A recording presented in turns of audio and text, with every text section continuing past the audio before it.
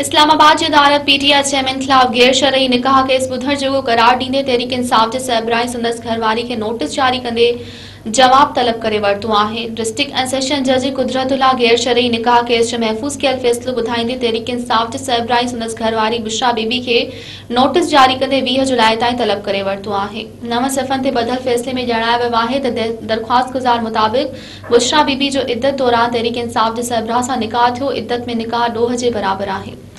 फैसले में लिखियो वियो आहे त निकाह ख़्वाह मुफ्ती सईद मुताबिक़ हिन पीटीआई चेयरमैन बुशरा बीबी जो 2 भेरा निकाह पढ़ायो। निकाह पढ़ाईंदड़ मुताबिक़ पहिरियों निकाह 1 जनवरी 2018 ते पढ़ायो वियो, जॾहिं त ॿियो निकाह साॻिए साल फ़रवरी महीने में पढ़ायो वियो।